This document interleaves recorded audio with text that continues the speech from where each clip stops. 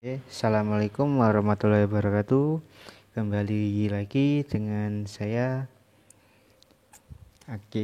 yaitu nama saya Happy Setiawan. Kita akan belajar mengenai PPKN di semester 2 bab 3 atau bab terakhir.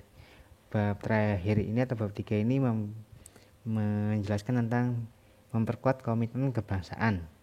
Nah, coba anak-anak, sebelum kita masuk ke pelajaran, Bapak mau tanya dulu, apa yang kalian lihat di gambar yang ada tengah-tengah ini? Coba kalian jelaskan nanti ya, di akhir nanti ada sendiri. Jelaskan apa yang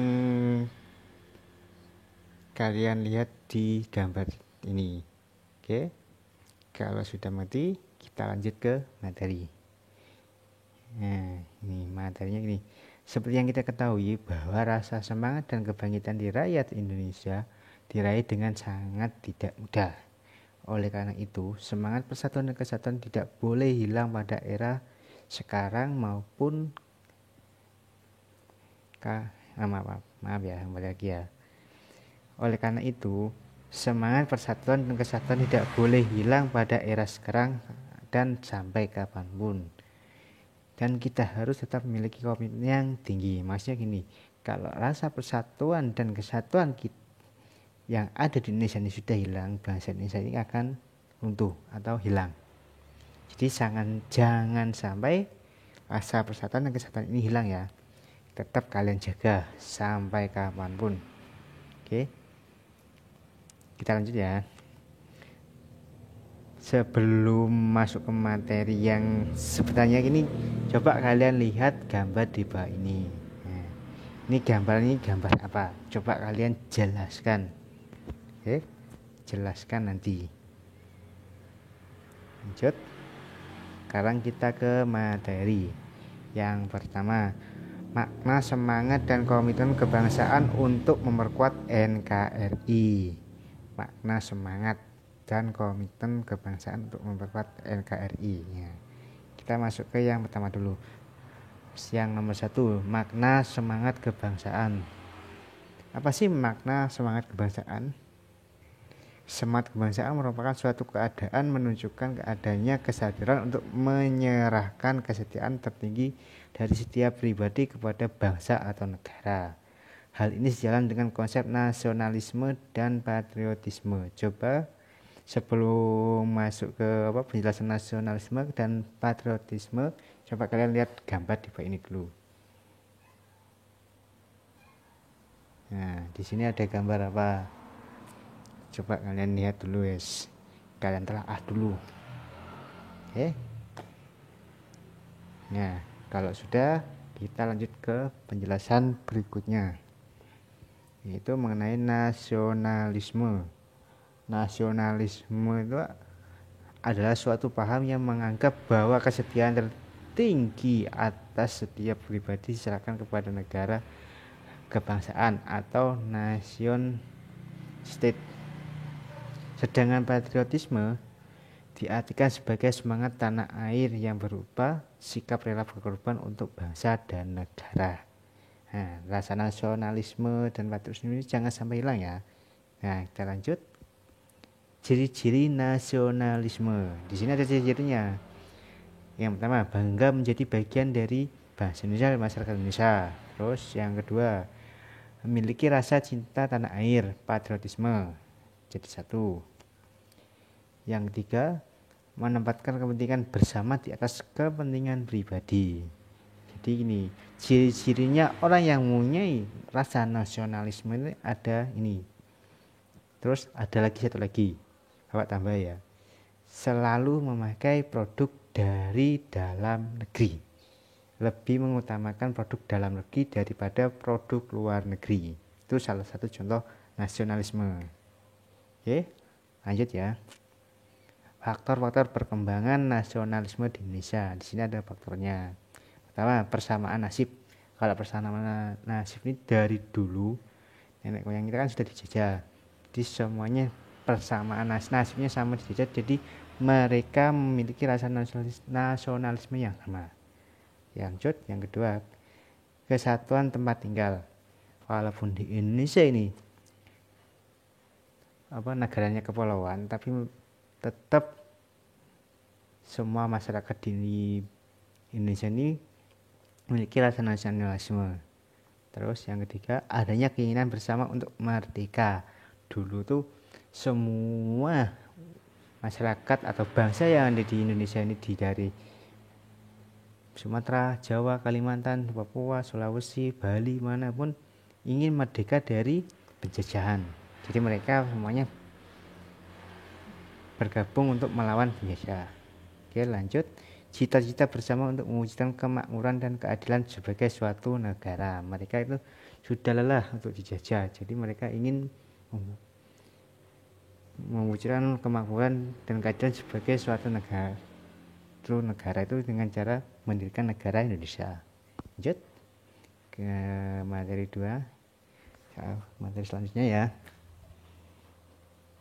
Tokoh-tokoh bangsa yang memiliki semangat komitmen kebangsaan. Ini contohnya hanya 3 saja ya. Yang pertama itu ini berikut sebagian tokoh pendiri bangsa yang memiliki semangat komitmen kebangsaan yang di dalam mendirikan negara Kesatuan Republik Indonesia. Bapak nggak akan sebutkan semua, banyak kalau ini. Hanya yang sebutkan 3 aja. Yang pertama I.R. Soekarno. Kalian pasti sudah tahu kalau I.R. Soekarno itu siapa. Nih gambarnya ini namanya.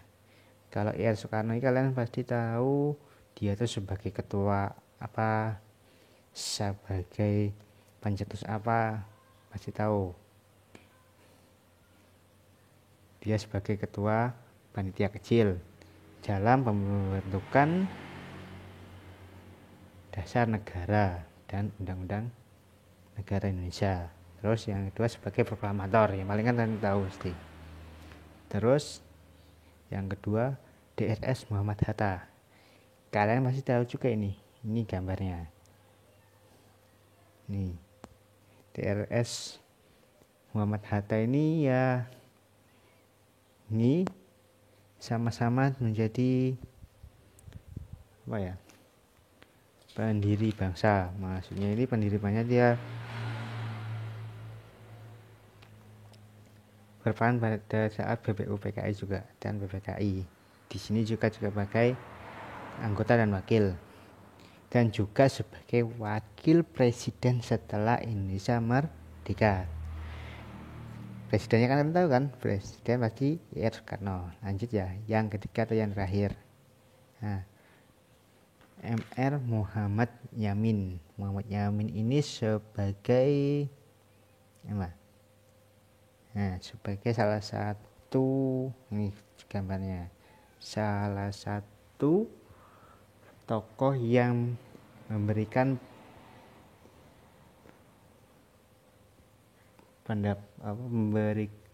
pendapatnya tentang pembentukan dasar negara.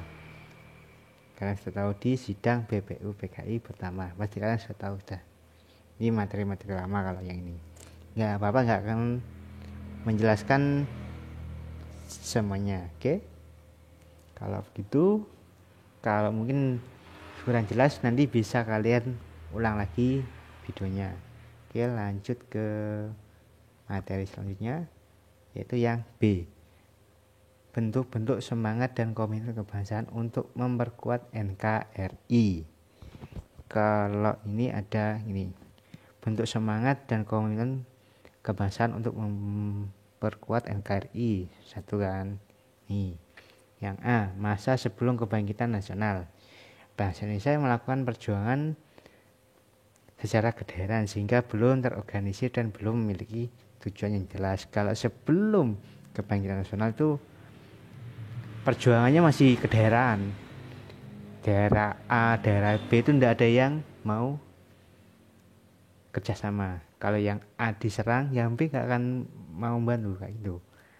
Masih bersifat kedaerahan. Lanjut ya, yang kedua, masa kebangkitan nasional. Kalau masa kebangkitan nasional ini perjuangan bangsa ini tidak lagi bersifat kedaerahan tetapi bersifat nasional. Maksudnya gini, semua masyarakat di daerah itu dipersatukan dengan cara nanti ada kebangkitan nasional dan juga nanti ada lagi kebangkitan nasional, yaitu yang diprakarsai oleh pemuda dan orang terpelajar. Oke, lanjut. Yang nomor 3, masa Sumpah Pemuda. Ini merupakan tonggak sejarah bagi perjuangan bangsa Indonesia yang jelas dan tegas dalam menuntut kemerdekaan bagi bangsa Indonesia. Ini dalam masa Sumpah Pemuda ini semua pemuda dan golongan tua itu bersatu untuk membentuk organisasi dan mengadakan kongres pemuda 1 dan 2. Kalau yang satu untuk membentuk ketua, wakil, sekretaris dan sebagainya. Yang kedua itu mengikrarkan Sumpah Pemuda untuk mempersatukan semua masyarakat di Indonesia untuk melawan jejak itu.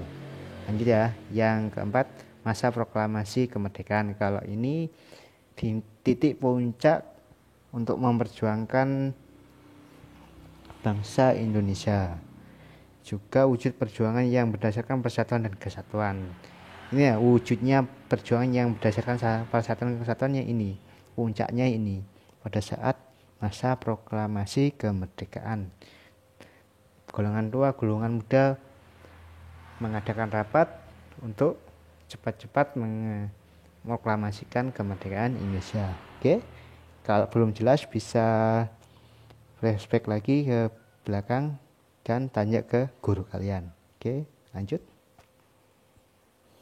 Nih, yang nomor 2, semangat kebangsaan sebelum masa kemerdekaan. Ini ada semangat kebangsaan sebelum kemerdekaan. Nih, kalau yang pertama masa prakolonial, maksudnya sebelum ada bangsa Belanda di Indonesia. Di sini Indonesia mengalami masa kejayaan pada masa Kerajaan Sriwijaya, Majapahit, dan Mataram. Ketiganya menunjukkan kejayaan yang dimiliki di wilayah Nusantara pada saat itu. Sejarah mencatat bahwa wilayah Nusantara berhasil dipersatukan dan mengalami kemakmuran yang dirasakan seluruh rakyat Indonesia di masa kerajaan ini. Lanjut ya.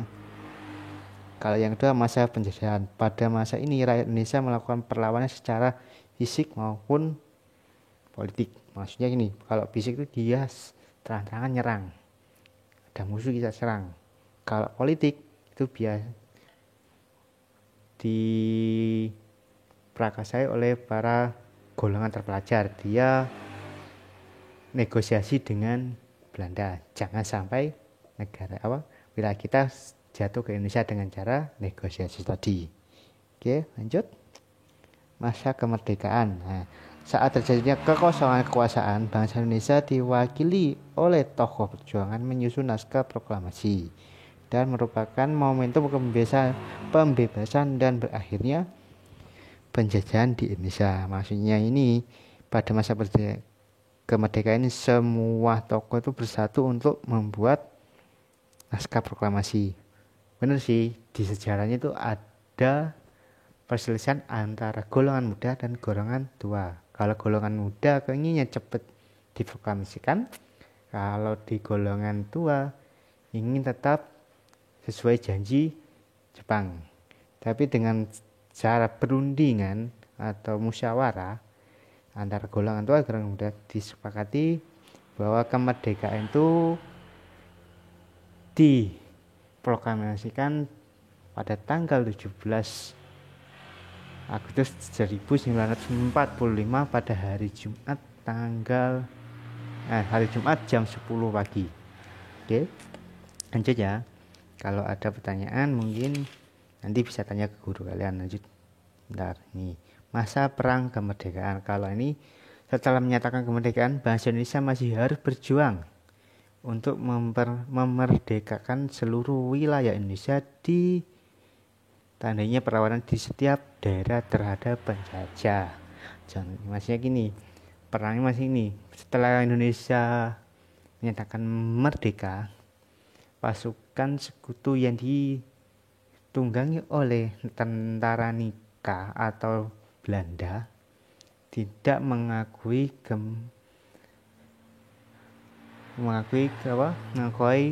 kemerdekaan Indonesia. Mereka masih menganggap Indonesia itu jajahan mereka. Jadi mereka kembali lagi untuk menjajah Indonesia. Tapi semua masyarakat Indonesia itu di daerah semuanya melawan dengan cara perang. Ada yang perang hutan, ada yang perang ini, semuanya perang untuk melawan penjajah supaya mereka hilang. Oke, lanjut ya yang selanjutnya. Nah, ini terakhir. Tadi kan penjelasan dari awal sampai akhir kan sudah ada. Masuk ke bagian terakhir yaitu tugas. Tugasnya nanti ada ini. 1. Jelaskan kembali apa yang sudah dijelaskan dalam video ini menggunakan bahasamu sendiri. Yang nomor 2, simpulkan peran daerah dalam memerjuangkan dan mempertahankan NKRI menurut pendapatmu. Maksudnya itu bagaimana ya. Dan yang ketiga, tambahan dari pertanyaan yang ada saat penjelasan tadi, kalian jawab dan jangan lupa dikumpulkan pada gurumu ya. Kalau tata cara pengumpulannya nanti tanya sendiri ke guru kalian. Oke? Yang terakhir nih, terima kasih dan juga jangan lupa subscribe, like, dan komen ya supaya dapat info terbaru mengenai materi PPKN selanjutnya. Oke? Jangan lupa ya subscribe, like, dan komen supaya kalian dapat info terbaru dari mengenai materi PPKN. Oke? Bapak Eri, assalamualaikum warahmatullahi wabarakatuh.